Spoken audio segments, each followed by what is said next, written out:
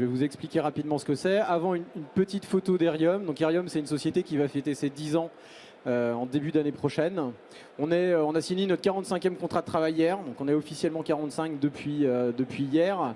Et on est basé à Paris et à Rennes, l'équipe historique est parisienne. Les fondateurs sont d'Attache bretonne, ce qui explique une des parties de présence des équipes, notamment des équipes techniques et développement à Rennes. Notre métier, c'est dans le champ de la sécurité opérationnelle. On a beaucoup travaillé sur la construction de socles, la construction de CERT, des interventions sur des situations de crise. On a une très bonne vue des capacités de détection en entreprise et de leurs limites. Et on a beaucoup de clients qui nous challengent depuis plusieurs années maintenant sur les moyens qu'on pourrait mettre en œuvre pour les aider à challenger réellement les niveaux d'efficacité de la détection et de ce qui vient juste après, c'est-à-dire la réaction, qui va lui interroger les aspects un peu plus organisationnels et humains. On va en parler juste après. Pourquoi est-ce qu'on s'est lancé là-dedans? Ça se résume par ces deux chiffres-là. 91% des attaques informatiques ne sont pas détectées. Ça, c'est le résultat d'un rapport qui a été publié par Mandiant en 2020. On était très content de le voir apparaître parce que sur nos campagnes Black Noise, on avait grosso modo des résultats qui étaient à peu près similaires. Et le deuxième chiffre, 175 jours. Alors celui-là, il peut être ouvert à la polémique. Venez en parler avec nous après si vous voulez. Globalement, c'est le consensus du délai de furtivité d'une attaque dans l'écosystème européen. Entre le début de la compromission et le moment où elle est détectée, globalement, il se passe 175 jours. Donc le constat, il est assez simple. On ne voit pas beaucoup de trucs et quand on les voit tardivement.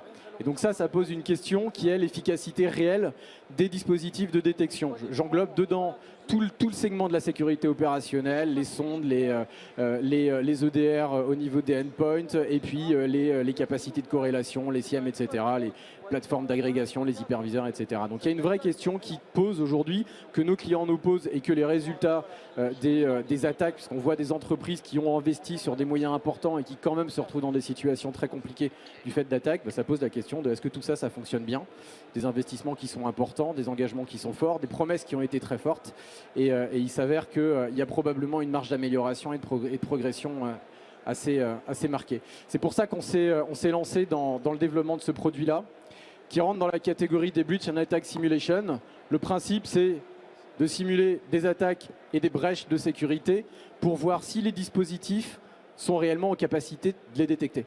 Et on va plus loin dans notre approche. On regarde aussi quels sont les moyens et les capacités de réaction qui sont mises en place par les analystes et par l'organisation, ce qui nous permet, et j'y reviendrai tout à l'heure, d'aller jusqu'au bout, donc l'activation d'un dispositif de crise, d'engager un exercice de crise qui aura été amorcé par des simulations d'attaque. Donc c'est une approche qui est assez nouvelle parce qu'elle permet d'objectivement faire un état des lieux de est-ce que les choses que vous avez installées, ça fonctionne bien, à quel niveau, quels sont les axes d'amélioration et comment on peut tirer vers le haut la ligne qui définit la limite des capacités de détection en entreprise. On a voulu développer quelque chose qui puisse s'adapter à tous les contextes. Donc évidemment, le niveau de maturité, sécurité opérationnelle, il est très variable d'un acteur à l'autre. On a des clients qui aujourd'hui nous interrogent sur la capacité à traiter du signal faible ou à traiter de l'APT, donc on est sur des attaques plutôt furtives. On a des clients qui amorcent toute leur démarche de capacité de détection et on va être sur des trucs beaucoup plus bruyants, beaucoup plus agressifs, qui sont les premières étapes d'une attaque et qui doivent faire l'objet d'une détection. Donc on travaille sur des scénarios qui sont adaptables, personnalisables, sur mesure. On s'appuie sur le référentiel que vous connaissez tous, qui est le référentiel MITRE. Donc on a les 12 phases, les 12 étapes de la kill chain définie par le MITRE, sous laquelle on va générer des événements de sécurité qui sont manifestement malveillants, non destructifs et qui devraient faire l'objet d'une détection par les différents dispositifs qui sont mis en œuvre. Donc il y a un enjeu fort pour nous de pouvoir construire des scénarios sur mesure. On sait reproduire des attaques telles qu'elles existent et telles qu'elles sont connues. On prend une APT, on a les TTP, on sait les traduire en paramétrage Black Noise et donc reproduire ces attaques-là. On sait aussi travailler sur des choses beaucoup plus spécifiques, notamment dans des environnements industriels. On a des clients qui nous demandent des actions particulières au niveau des découvertes de réseau sur des environnements très sensibles. Et donc on construit avec eux des scénarios sur mesure. En fonction du niveau de maturité dans lequel on va jouer, au-delà de personnaliser les scénarios, on va leur donner plus ou moins d'intensité, ce qu'on appelle l'agressivité et la furtivité. On imagine bien qu'une entreprise qui démarre en sécurité opérationnelle, lui mettre une APT dans les pattes, telle qu'elle serait réalisée au plus proche du réel, quelque chose qui sera extrêmement compliqué à détecter, à capter. Par construction, c'est des attaques qui sont très furtives, qui passent sous le radar des capacités de détection, et donc c'est difficile de les faire. Donc on doit pouvoir les accompagner en augmentant progressivement le niveau de complexité, d'agressivité des attaques pour leur permettre de détecter initialement des choses qui sont assez basiques. On peut travailler sur des scans de premier niveau, multi-outils, multi-ports, multi-services, etc. Et remonter progressivement sur des couches un petit peu plus complexes, plus étendues dans le temps, permettre de dissimuler les attaques. Et ça, c'est vrai pour toutes les étapes de la kill chain. La notion de spectre large et ciblé, elle vient aussi du fait qu'on travaille avec cet équipement-là. Je vous ai ramené un exemplaire. C'est un petit boîtier physique qui embarque l'applicatif Black Noise. Il y a des mesures de sécurité particulières avant de le charger, j'en parlerai juste après. Le boîtier, on le connecte sur le réseau de prod, réseau de tête, réseau de dev, peu importe. Nous, il nous faut un réseau pour pouvoir jouer. On connecte le boîtier sur le réseau, on paramètre les événements de sécurité, nos scénarios Black Noise, et on va les jouer derrière. Et on regarde ce qui se passe. Est-ce que les équipements les ont bien remontés? Est-ce que les équipements ont bien levé le ping rouge qui dit il se passe un truc un peu bizarre sur le réseau? Et est-ce que l'organisation, et là on rentre dans la phase réaction, va bien travailler sur la qualification de l'événement en disant c'est un truc suffisamment grave qui va rentrer dans une matrix particulière et engager après un process d'alerte. J'ai un événement de sécurité, le détecter c'est bien, mais prévenir le RSSI parce que c'est un événement grave qui a été qualifié justement grave, c'est aussi quelque chose qui est important parce que c'est ce qui permettra d'engager les mesures de défense dans un deuxième temps. Et la notion de spectre large et ciblé, elle repose du coup sur ce boîtier. On peut travailler sur des environnements très étendus en démultipliant le nombre de boîtiers. On a des clients aujourd'hui qui nous demandent de challenger plusieurs sites, des réseaux distincts. En même temps, on envoie les boîtiers par la poste. Le client les reçoit, il connecte la prise RJ45, il y a des contrôles de sécurité qui se font, on charge l'applicatif et le même jour, au même moment, on peut lancer des attaques dans des environnements internationaux sur différents pays, ce qui permet de construire aussi des attaques d'une intensité assez forte et de pouvoir reproduire des choses assez intenses, assez volumineuses, qu'on a plus de difficultés à faire avec d'autres approches de ce type-là. Ah, vous allez me parler de sécurité, forcément. On connecte un boîtier sur le réseau. Il y a un enjeu important. Alors, il est complètement intégré à notre culture et à notre ADN, mais il y a un enjeu de sécurité très fort. Je vous ai mis quelques features qui sont les marqueurs principaux. On ne charge rien dans le boîtier tant qu'on n'a pas fait des contrôles d'intégrité une fois qu'il est arrivé chez le client et connecté au réseau. Donc là, on le connecte au réseau, on en prend le contrôle à distance. Une fois qu'on a fait nos validations de sécurité, on embarque l'applicatif dessus. Toutes les communications et instructions qui sont envoyées depuis notre centre de contrôle sont embarquées dans des flux avec un système de surchiffrement. On a un protocole de kill switch assez violent qui fait que dans le cas de doute, peu importe les raisons, mais dès lors qu'il est justifié, on a la possibilité de shooter la totalité de l'infrastructure sur laquelle on est en train de travailler. On peut la reconstruire, il y a des mesures de sécurité particulières à prendre. Pour nous, l'enjeu, c'est de pouvoir garantir au client s'il a la moindre question, la moindre interrogation, le moindre doute sur des actions qu'on est en train d'être menées et qui feraient l'objet d'une détection ou d'une suspicion par le SOC, eh ben on est en capacité de shooter la totalité de l'infrastructure. Il y a quelques mesures pour lesquelles on s'interdit d'utiliser de l'automatisation. L'exploitation de certaines vulnérabilités que le dispositif serait en capacité d'exploiter, on ne les manipule, on ne les exploite qu'avec de l'humain. Donc on a des analystes qui peuvent, en fonction des demandes qui nous sont faites, prendre le contrôle de l'équipement et à distance exécuter, activer certains codes d'exploitation pour démontrer l'existence d'une vulnérabilité ou progresser dans la chaîne de compromission. Ça, c'est des bonhommes qui le font parce qu'on veut avoir un mécanisme de contrôle 4 yeux. Donc, c'est des démarches type pentest qui sont assez classiques, mais qui sont aussi un gage de sécurité. On engage une certification CSPN début 2022 pour démontrer cette réalité-là. On a aussi une posture assez forte sur les modèles d'intégration. On ne veut pas qu'il y ait d'efforts ou de complexité d'intégration de dispositifs dans le réseau, pour deux raisons. La première, c'est que ça complexifie la démarche. Ce n'est pas notre but. Il y a déjà suffisamment de difficultés et de complexité à gérer une DSI. On ne peut pas remettre une couche supplémentaire. Donc on travaille intégralement sur un dispositif qui est dit fileless. Ça veut dire qu'une fois que vous débranchez le boîtier, il n'y a plus aucune trace, sauf celle qu'on a décidé de laisser pour le client. Typiquement des indices de compromission. On va jouer un scénario d'attaque, il va laisser des traces. Il faut que les analystes qui vont être amenés à travailler sur cette attaque fictive puissent récupérer des éléments techniques qui vont leur permettre de remonter jusqu'au root code et de démontrer que, il y a effectivement des logs qui sont enregistrés, que les logs qui sont enregistrés, ils sont effectivement corrélés au niveau d'un SIEM, et pour ça, il faut qu'on ait des informations et des données techniques qui soient utilisables. On a reproduit une infrastructure d'attaque qui se voulait le plus réaliste possible, notamment au niveau des CNC. Donc on a des accords avec des hébergeurs étrangers qui nous ont autorisé à blacklister des adresses IP chez eux. Ce qui veut dire qu'on a aujourd'hui des command and control vers lesquels on peut pousser des informations ou faire descendre des instructions comme ça se passerait dans une attaque un peu bien construite. Ces serveurs-là, les IP, sont identifiés comme malveillantes et enregistrés dans des bases de threat intel. Ce qui veut dire que toute communication montante ou descendante vers ces équipements-là, vers ces infrastructures-là, a priori, elle devrait faire l'objet d'une détection au niveau des différentes portes d'entrée, les DNS, les firewalls, les proxys, peu importe les actions qui sont faites. Et ça permet aussi de travailler dans un contexte encore plus réaliste que uniquement les environnements qui seraient internes sur le réseau.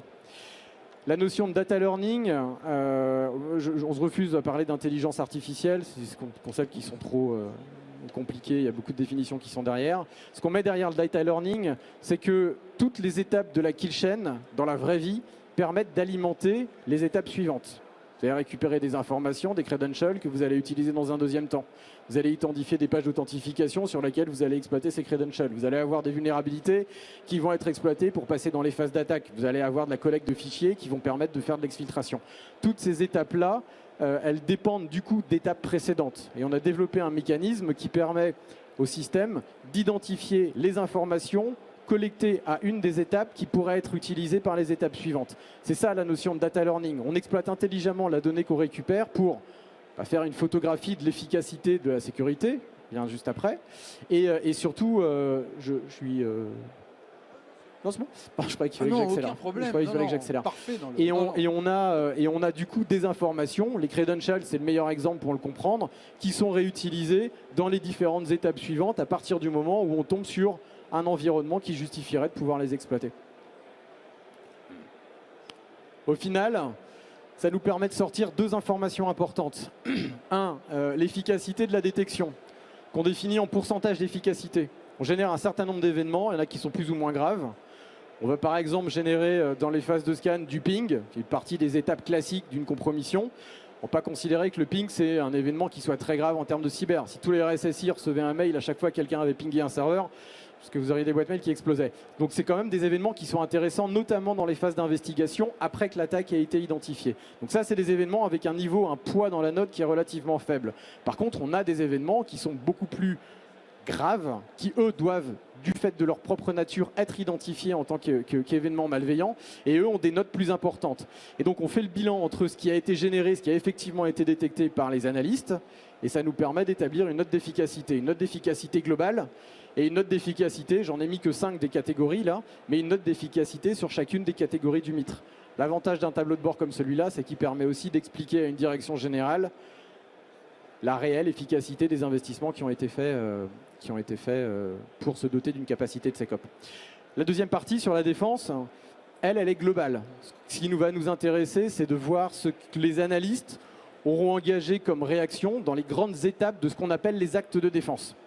Et donc les trois qu'on retient, parce que c'est celles qu'on considère être suffisamment pertinentes pour définir qu'une réaction efficace a été mise en œuvre, c'est la qualification. Vous n'allez pas réagir efficacement si vous n'avez pas bien qualifié un événement de sécurité. On a plein d'histoires à raconter. La dernière, c'est une banque qui reçoit une attaque en déni de service. C'est les autorités qui ont informé le RSSI parce que les équipes d'exploitation avaient considéré que c'était un incident d'exploit et pas un incident de sécurité. Donc le RSSI n'a pas été informé. Un bug dans le process de qualification. Donc la chaîne d'alerte n'a pas continué à suivre. L'alerte, évidemment, c'est de pouvoir notifier et informer la chaîne hiérarchique. Alors ça dépend de vos process de remontée et d'alerte. Ça peut être les RSSI, ça peut être la chaîne de clientèle, ça peut être les différents services, les métiers, etc. Et puis après, la partie réaction. La partie réaction, c'est les mesures défensives qui ont été prises en œuvre. Elles ne sont pas forcément d'ailleurs de bloquer des flux. On a des attaques dont la nature... On se dit, OK, on s'est fait poutrer, on a des informations qui sont en train de circuler, on a une attaque qui est en cours, c'est pas pour ça qu'on va la bloquer. On va engager une mesure d'investigation, essayer de comprendre ce qui s'est passé, remonter au root cause, prendre un certain nombre de mesures avant de décider de bloquer. Donc on n'est pas sur des mesures qui sont uniquement des mesures de blocage. Ce qu'on veut mesurer, c'est l'intelligence de la réaction qui est mise derrière au regard de la nature du risque et évidemment du niveau de maturité de l'organisation. En mode de déploiement, on a deux modèles aujourd'hui qui cohabitent. On a commencé par le premier assez naturellement, c'est une approche campagne. Nos clients nous disent, bon bah ok, faisons un shot.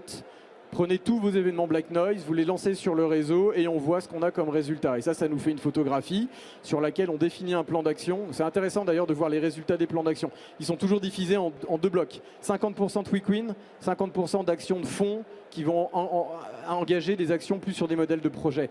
Les quick wins, ça va être un syslog qui est mal configuré, un endroit sur lequel il n'y a pas de remontée de log. Ça va être un port qu'on va simplement pouvoir fermer et qui va limiter une propagation qu'on a pu faire avec nos événements Black Noise. Donc on le voit dans toutes nos campagnes. Ça, hein. Il y a 50% de choses qui sont simples à corriger. C'est intéressant et c'est important parce que le corriger, ça nous permet très vite de gagner en niveau de sécurité. Et on travaille sur des trucs extrêmement concrets, ce qui permet vraiment de facilement mettre en œuvre des mesures défensives. Puis un aspect, l'autre partie, elle est beaucoup plus projet. Par exemple, sur la fuite d'informations, on a des clients qui sont pas dotés de ça. Bah, le fait de vouloir faire de la défense face à de la fuite d'informations, bah, ça pose la question du DLD, Data Leak Detection, et être capable de pouvoir voir une information sortante, le DLP, etc. Et là, on est plus sur des intégrations en modèle de projet. Un des avantages forts du boîtier, c'est qu'on n'a pas de limite géographique et horaire. Donc on peut générer des événements, heure ouvrée, fin d'après-midi, le dimanche, le week-end, pour voir si le lundi matin, ce qui s'est passé le week-end a effectivement été qualifié et analysé par les différentes équipes. C'est très intéressant dans les cadres de contrats de MSSP, par exemple. Et sur la partie as a service, on est sur un modèle plus récurrent. Alors ce qu'on voit aujourd'hui, c'est que nos clients qui ont fait des campagnes nous demandent maintenant de partir dans un modèle de récurrence, où on va pouvoir définir certains scénarios et planifier leur déploiement, leur exécution pour voir la progression et l'amélioration des vitesses de détection, de la pertinence de la qualification et des vitesses de réaction qui sont prises derrière.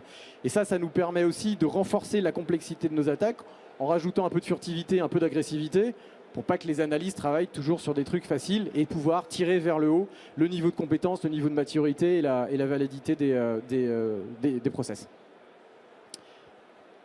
Et ben j'en ai fini. Merci Arnaud. Bravo. 10 minutes.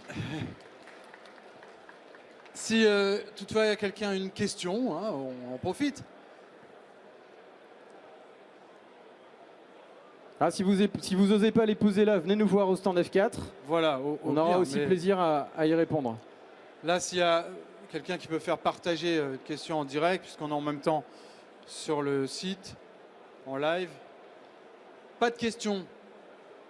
Eh bien, écoutez, c'est que la présentation était parfaitement claire. Merci à tous.